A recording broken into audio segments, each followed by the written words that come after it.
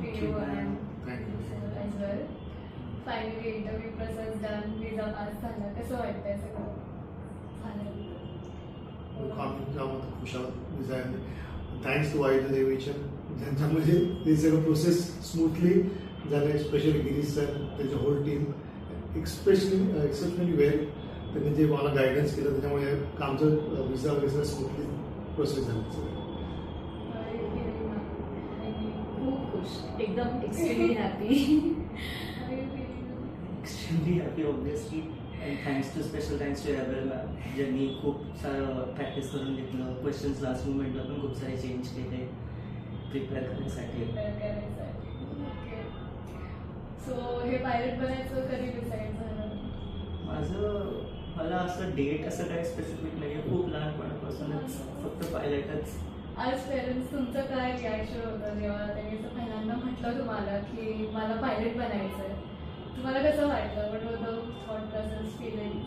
मला पहिलं विचार केला पायलट म्हणजे काय, म्हणजे वेगळीच फील्ड आहे एकदम. पण त्याचं पहिल्यापासून ते कॉलेज शाळेपासूनच चालू होतं पायलट.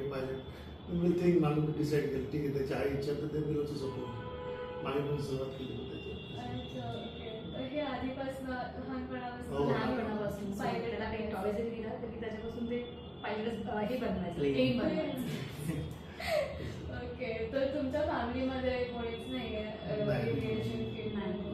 तुम्हाला कसं वाटतंय की your son is going in to this field, की कोणीच फॅमिलीमध्ये असं नाही आहे की कोण पायलट आहे किंवा या फील्डमध्ये आहे? तर तुम्हाला असं घाबरायला झालं किंवा एनी अदर फिलिंग्स जे तुम्हाला असं वाटतंय की माझा मुलगा फायनली असं पायलट बनायचं?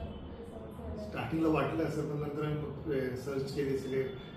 इकडे आलं तर वाईदूत म्हणलं, वाईदूत गिरीसांनी एक्सप्रेशन केलं, त्याच्यावर आमचा कॉन्फिडन्स वाढला.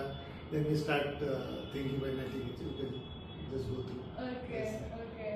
तुम्ही आता तुझा विजा प्रोसेस झाला, तुझा काय एक्सपिरियन्स होता through out the entire process, from documents going for the visa interview? बाकी सगळं खूप स्मूथ होतं. फक्त ते क्वेश्चन आन्सर्स ते खूप जास्त म्हणजे असं टेन्शन होतं थोडंसं होईल की नाही. त्यावेळेस खूप रिजेक्शन पण होत होते खूप लोकांचे वेगळे. पण एव्हरमॅननी खूप हेल्प केलं त्याच्याबद्दल. पण त्यांनी लास्ट मोमेंटला पण खूप सारे टिप्स दिले वगैरे, त्याच्यामुळे झालं. Everything is new. तुम्हीच जसं म्हटलं की तुमच्या फॅमिलीमध्ये काही या फील्डमध्ये कोण असं आहे नाही. तुम्हाला सगळ्यात जास्त मोठा हर्डल किंवा असं ऑब्स्टिकल काय वाटलं Wien going through this phase with your son? असं तर काही थोडं फायनान्शियली जरा विचार करायला लागला थोडा, बट एव्हरीथिंग कॅन मॅनेज. असं काही मोठी गोष्ट नाही. ओके, फर्स्ट थिंग, बट नंतर झालं सगळं कसं मॅनेज झालं. आता तुम्हीच म्हटलं लाईक बिकमिंग अ पायलट बरोबर आहे की फायनान्शियल कमिटमेंट खूप मोठी आहे.